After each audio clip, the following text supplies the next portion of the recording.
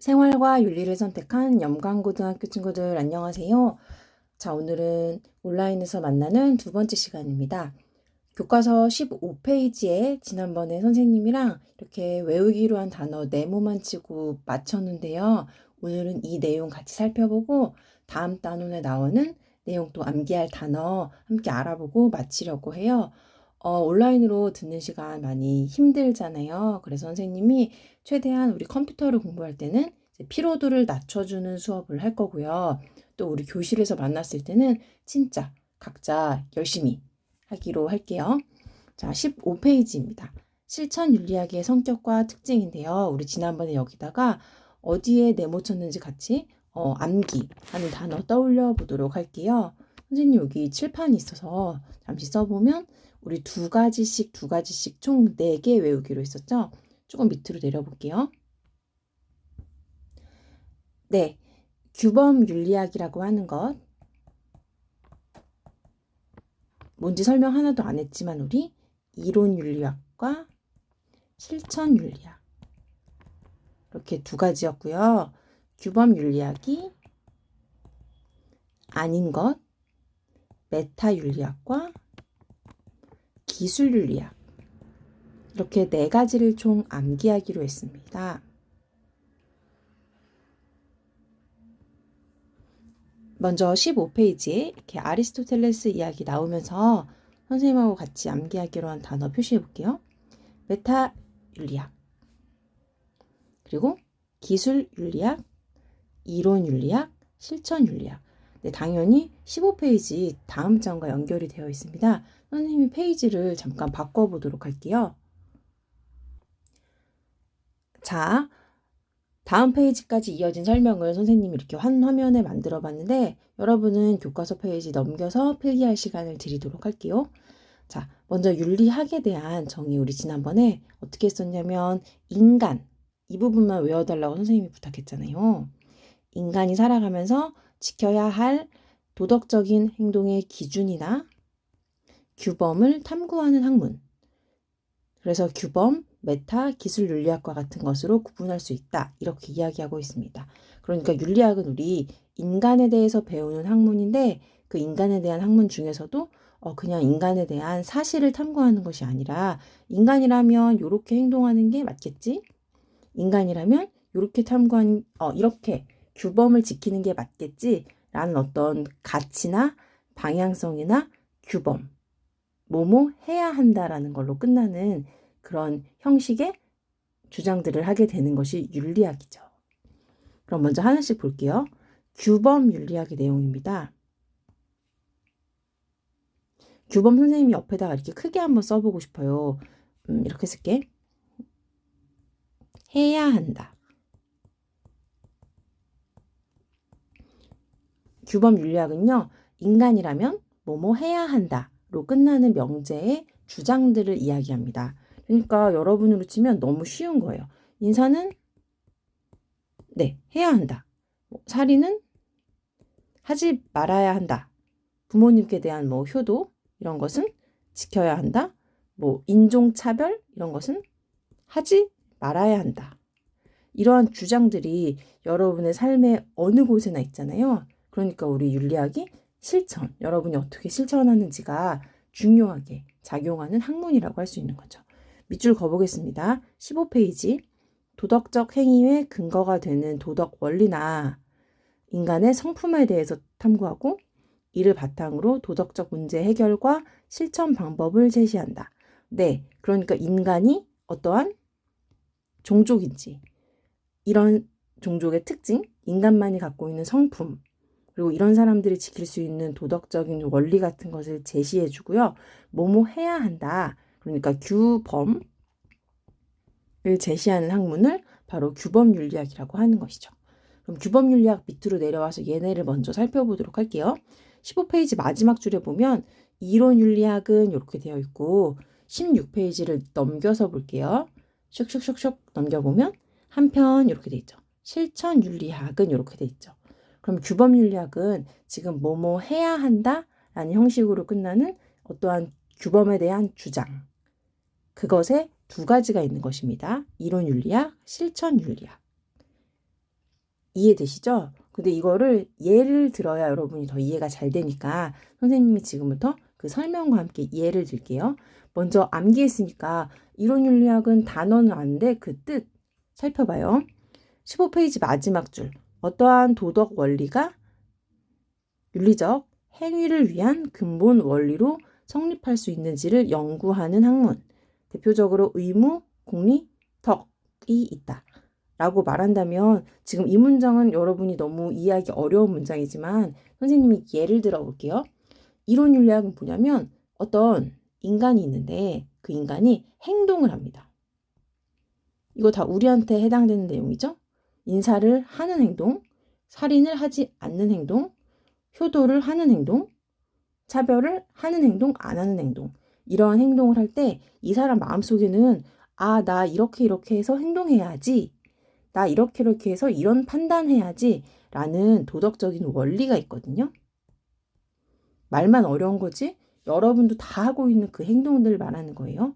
아, 오늘 아침에 늦었는데 그냥 지각했다고 성실하게 말씀드릴까? 정직하게 말씀드릴까? 아니면 거짓말을 할까? 이러한 유혹들은 항상 빠지잖아요. 뭐 매점에 갔는데 매점 사장님이 거스름돈을 잘못 주신 거예요. 그럼 그럴 때는 마음속에서 아, 나 진짜 이거 잘못 받았다고 알았는데 말할까? 하지 말까? 이러한 행동들을 하기 위해서 마음속에 원리가 있는데 그러한 것들에 대해서 이제 옛날에 뭐 아리스토텔레스부터 이러한 학자들이 쭉 연구를 해온 거죠. 그러한 학문들을 이론 윤리학이라고 부른다는 거예요.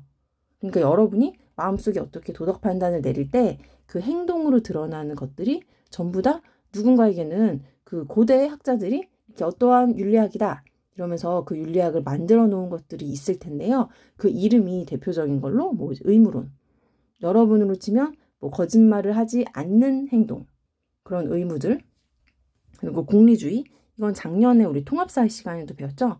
뭐 최대 다수의 최대 행복 이런 거고요. 덕윤리, 그 공동체에서 이렇게 품성, 덕성이 좋은 사람들이 살아야 한다. 뭐 이렇게 얘기하는 주장이기 때문에 이것들도 다 이론의 이름만 어렵지 여러분이 다 삶에서 이렇게 자세하게 느끼고 있는 내용들입니다. 너무너무 잘했고요. 다음은 실천윤리학 할게요. 선생님이 색깔을 좀 바꿔서 실천윤리학은 네. 실천윤리학은 지금 이렇게 이론윤리학은 이제 고대에서부터 덕윤리가 지금 아리스토텔레스가 만든 윤리거든요. 네, 고대부터 현대에 살아있는 현대 학자들까지 윤리학자들이 모두 이런 이론 윤리학을 개발하고 발견하고 이렇게 사람들한테 전달하고 있는 중이에요. 근데 그 내용은 지극히 책에만 담겨 있고 사람들에게 어떤 이제 현대 생활에 있어서 과학 기술은 엄청나게 발달하는데 사람들은 그 의식을 따라가지 못하는 거죠. 과학 기술은 발달하는데 사람들은 그 윤리를 따라가지 못하는 현상. 요나스라는 현대 윤리학자가 이야기했고요. 그것 때문에 현대 사람들이 이론 윤리학을 조금 더 이렇게 현대 생활에 맞게 실천하면서 해결에 관심을 가져야겠다라고 해서 생긴 윤리학이 바로 실천 윤리학입니다. 밑줄 한번 가볼게요. 이론 윤리학에서 제공하는 원리들을 토대로 윤리 문제의 바람직한 해결 방안을 모색하는 것. 그러니까 이론 윤리학도 중요한 것이고요. 이를 위해서 실천 윤리학은 뭐 예를 들면 인공 임신 중절. 옛날에는 이제 낙태라고 이제 교과서에 나왔었는데 그 말이 좀 과격한가 봐요. 안락사, 생명복제, 사형제도, 기후, 정의 문제 이런 것들이 현대 사람들이 직면하는 구체적인 문제들을 직접 다루게 되고 윤리 이론을 적용해서 해결책을 적극적으로 찾는 것. 이 때문에 같은 이제 별명이 있는데 실천 윤리학을 문제 중심 윤리학 그리고 뭐 3년 전 교과서에서는 응용 윤리학 이렇게 이름이 별명이 여러 개가 있다까지 기억해 주시면 됩니다. 그럼 이론 윤리학과 실천 윤리학의 관계는 이렇게 써볼게요. 이 이론을 실제 상황에 적용하면 실천 윤리학이 되는 것이겠죠. 그래서 밑에 이론 윤리학과 실천 윤리학은 모두 윤리 문제의 해결과 도덕적인 실천을 지향. 그러니까 이론 윤리학도 윤리를 만들 때 사람들을 그냥 만드는 게 아니고 윤리 문제를 해결하기 위해서 실천을 위해서 만드는 것이다 라고 기억해야 하고요. 우리가 추구해야 할 바람직한 방향과 삶의 또 이상적인 사회의 모습을 안내하는 길잡이 역할, 이렇게 기억하시면 될 것 같습니다. 그럼 이 두 가지가 이렇게 또 떨어진 게 아니고 위에 나와 있는 지금 이 메타윤리학과 기술윤리학의 내용이 따로 있거든요. 선생님이 필기를 지우고 그 다음에 이 두 가지 규범윤리학이 아닌 윤리학들 설명해 보도록 할게요.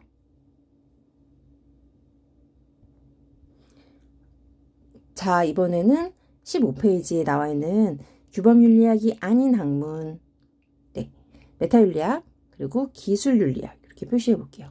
먼저 아까 했던 규범윤리학에 대해서 다시 한번 써주면 선생님 이렇게 쓸게요. 뭐뭐 해야 한다는 그 명제의 형식으로 우리에게 주어지는 이론, 실천 그런 것들을 얘기하는 거라서 규범이라고도 쓸 수 있고요. 그다음 여러분 그 뭐뭐 해야 한다라는 건 이제 쉬운 말이잖아요. 요거를 이제 한자로 어렵게 뭐라고 말하냐면 당위. 인간에게 뭐뭐 해야 한다는 마땅히 지켜야 될 행동 같은 것을 주장하는 것이기 때문에 이론윤리학과 실천윤리학은 당위의 학문이다. 그 다음에 규범에 대해서 이야기하는 것이고 가치, 판단이 들어갑니다. 우리 이거 세 가지 외울게요. 당위, 규범, 가치 판단. 근데 가치 판단의 내용은 지금 여러분이 이해하려고 하면 되게 어렵더라고요. 해서 우선 규범윤리학 안에 들어와 있다는 것만 암기를 해주시고 선생님이 차차차 설명하면 이제 우리 중간고사 보기 전까지는 이게 가치 판단이란 뜻이었어? 이렇게 이해가 돼. 한번 써볼게. 먼저 가치 판단이란 것은 어떤 인간의 행동에 있어서 그 사람의 행동을 그냥 사실적으로 바라보는 것이 아니라 이 사람의 행동을 같이 예를 들면 선, 악 아니면 그 행동은 옳아, 옳지 않아 그 행동은 정의로운 거야, 정의롭지 않은 거야. 이러한 관점으로 바라보는 걸 판단하는 걸 가치 판단이라고 하거든. 그러니까 우리가 뭐 이런 거지. 뉴스나 이제 막 부정의한 것을 보도하는 내용을 보면서도 그냥 그것은 사실이다. 이렇게 기업이 공금을 횡령했습니다. 회장님이 사람들을 속였습니다. 그럼 이거 사실인데 그냥 사실까지만 듣고 끝나는 게 아니고 그 사람이 너무 악했어. 옳지 않은 행동이야. 정의롭지 못하네? 라는 것을 가치 판단이라고 얘기하는 거야. 그러니까 우리들 마음속에서 누구나 사실적인 판단을 하면서도 그 행동에 대해서 가치 판단을 함께 하고 있다는 거죠. 그런 게 바로 규범윤리학의 특징입니다. 이걸 이제 얘기하면 메타윤리학이랑 기술윤리학은 조금 다르니까 이거랑 반대. 그렇지만 관련성이 있는 걸로 한번 이해를 해보도록 할게요. 먼저 메타윤리학은 밑줄 윤리학의 학문적 성립 가능성을 모색하기 위해 도덕적 언어의 의미 분석과 추론의 정당성을 검증하기 위한 논리 분석에 주된 관심을 둔다. 이렇게 이야기한다면 진짜 무슨 말인지 모르겠잖아. 근데 메타윤리학의 그 메타를 이제 영어로 한번 생각해 보면 윤리학이 이제 최근에 생긴 것이 바로 메타윤리학인데 이론 윤리학에서 나 이론 윤리학이에요라고 하면서 저 이론 A 낼게요. 또 다른 이제 윤리학자들이 저 이론 B 낼게요. 이렇게 이론을 주장을 하는 학자들의 메타, 그 위에서 바라보는 거예요. 뭘 바라보느냐? 이렇게 사람들이 주장하는 이론 윤리학 A와 B, C, D 이런 것들이 과연 윤리학이라고 할 수 있게 학문적으로 성립이 가능한지를 알아보는 거지. 메타니까 그 위에서 이 속에 들어가서 그 이론들의 논리, 이 이론의 논리, 왜 그렇게 생각하는지, 이 이론에서 쓰는 개념, 이런 것들을 알아보는 것이 아니고 이 윤리학 위에서 그걸 뛰어넘어서 이 이론들에서 사용하고 있는 도덕적인 언어를 의미 분석한다는 뜻이야. 너희 지금 아까 이 다음 페이지에서 우리 밑줄 건넜던 게 이론윤리학의 예로는 의무론과 덕윤리, 공리주의 이런 것들이 있다 이렇게 써 있었는데 너희들 이론에서 쓰는 이러한 단어 같은 것들 덕이 무엇인지, 의무가 무엇인지, 착하다고 하는 게 뭔지, 정의롭다고 하는 게 뭔지 그 너희 윤리학에서 쓰고 있는 내용들의 언어의 뜻을 분석해서 추론의 정당성을 명확하게 기술하고 너희가 이런 단어를 이렇게 규정하기 때문에 그 윤리학은 윤리학으로 학문적 성립이 가능해. 윤리학이지만 이제 이론 A라고 할게. 이론 B라고 정립할게. 라고 하는 역할을 담당하는 것이 바로 메타윤리학입니다. 그럼 이해되시죠? 아까 방금 배웠던 이론 윤리학에 대해서 메타윤리학이 하는 역할은 이론 윤리학에서 쓰고 있는 도덕적인 용어들의 의미를 분석하고 언어의 뜻을 분석해서 너희들에서 사용하는 이러한 단어들은 이제 윤리학, 이론이라고 설명할 수 있어 라고 한다면 그것은 메타윤리학의 역할. 그렇지만 메타윤리학은 가치 판단이나 규범이나 당위에 대해서 이야기하나요? 안 하나요? 네, 이것은 규범윤리학의 여기 특징에 해당이 되지 않기 때문에 메타윤리학에서의 역할은 또 아닙니다. 그럼 왼쪽 끝에 나와 있는 조그만 글씨 한번 볼게요. 메타윤리학의 주요 물음들, 그러니까 이 역할을 어떤 역할을 하는지, 좋은 것, 옳은 것의 의미는 무엇인가? 그래, 너희 윤리학에서 좋다고 하는 것. 그 다음에 옳다고 하는 것. 그 의미는 뭐야? 이렇게 메타 윤리학에서 검증을 하는 거지. 얘는 이론 윤리학이고. 그리고 해야 한다. 우리 배웠죠? 두 글자로. 당위. 그다음에 당위에 어긋나는 것의 의미는 무엇인가? 그래서 이 도덕적인 판단을 어떻게 논리적으로 정당화할 수 있는가? 여기 보면 추론을 정당하게 할 수 있는가? 이것을 메타윤리학에서 주로 물어본다고 할 수 있습니다. 그럼 머릿속에서 지금 메타, 이론, 그다음에 실천 이렇게 정리를 3가지를 해놓고 관계, 이론 윤리학에서 만든 것이 그 언어들이 어떤 도덕적인 용어인지 분석하는 것, 이론 윤리학에서는 만든 것을 실천 윤리학의 이론을 제공하는 것. 맞죠? 그리고 학문적인 검증, 학문적 타당성. 이렇게 머릿속에 3가지의 관계를 한번 정리해 보도록 할게요.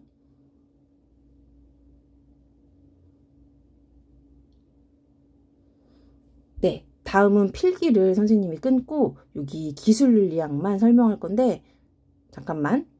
그 기술윤리학은 많이 나오지 않는다고 지난번에 설명했기 때문에 있긴 있다는 건 알아둬야 돼서 필기를 다른 색으로 해볼게요. 먼저 기술윤리학은 도덕 현상과 문제를 명확하게 기술하고 얘들아 그 기록하여 서술한다는 뜻이야. 그래서 기술윤리학. 기술된 현상들 간의 관계를 설명하는 데 관심을 둔다. 따라서 분석이나 기술에 치중하는 메타윤리학과 기술윤리학은 문제를 해결하는 데는 한계가 있다. 이해되시죠? 지금 규범윤리학이 아니기 때문에 이렇게 분석하는 메타윤리학이나 기술윤리학에서는 도덕적인 현상이나 문제를 기술한다고 했잖아요. 기술윤리학. 그러니까 어떤 문제를 해결하는 데는 많이 관심이 없다라고 이야기하는 것이죠.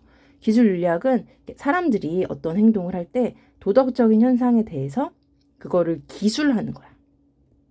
그냥 사회, 문화적 사실로 기록하는 거지. 해볼게요. 식인종은 인간을 먹는다. 네, 기술윤리학에서 하는 역할이에요. 지구가 있으면 어떤 땅 덩어리에서 이쪽 부족의 사람들은 인간을 먹는다. 그럼 이게 끝이야. 기술윤리학에서 역할은.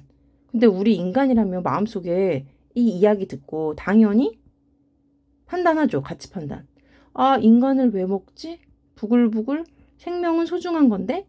그럼 이거 가치 판단이잖아. 그러면 네, 기술윤리학에서는 그런 걸 하지 않는다는 뜻이야. 그냥 이렇게 기술하는 거, 도덕적인 현상. 뭐 일본에서는 인사를 이렇게 한다. 미국에서는 인사를 이렇게 한다. 까지인데 우리는 그런 인사법들을 다양하게 보면서 아니 인사를 왜 저렇게 하지? 저건 윤리적이지 않은데? 이제 이런 생각하게 되잖아. 그래서 그런 내용들을 바로 기술윤리학이라고 하는 거예요. 너희들 그 3학년 때 사회문화라는 과목을 배우게 되는데 그때 나오는 게 좀 비슷하거든? 그러니까 지금은 이해하려고 애쓰지 않아도 시간이 지나면 좀 자연스럽게 알게 되는 게 기술윤리학입니다. 그럼 우리 시험에 가장 많이 나오는 그 실천윤리학의 특징. 다음 페이지로 넘어가서 표시해 보도록 할게요.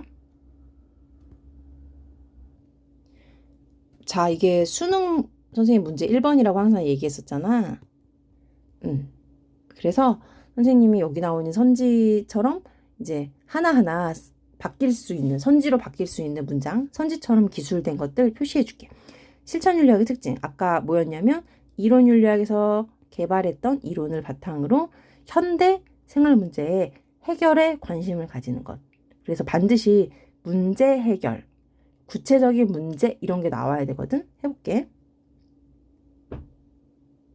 실천윤리학은 이론윤리학에서 제공하는 원리를 토대로 윤리 문제 바람직한 해결 방안을 모색한다. 그래서 반드시 이런 단서가 있어야 되고요. 이를 위해서 실천윤리학은 인공 임신중절, 안락사, 생명복제, 사형제도, 기후정의 전부 다 현대인이잖아. 현대 문제. 아까 표시한 내용. 현대인이 구체적으로 다 있는 문제들을 직접 다루고 있고요.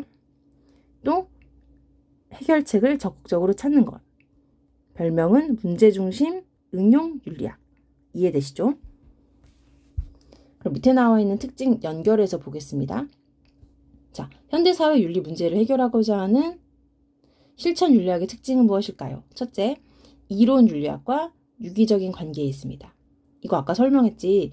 예를 들어 안락사를 어떻게 허용해야 될까라는 문제의 이 질문에 대해서는 생명의 존엄성 또는 사회적 효용 이런 것들과 관련된 이론윤리학의 연구 성과들을 적극적으로 활용하고요.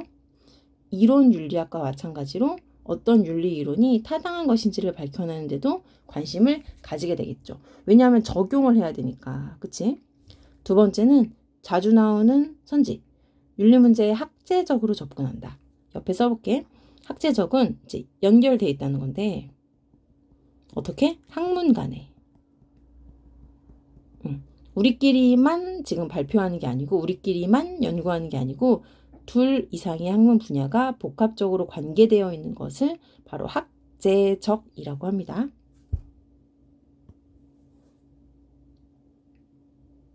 볼게요.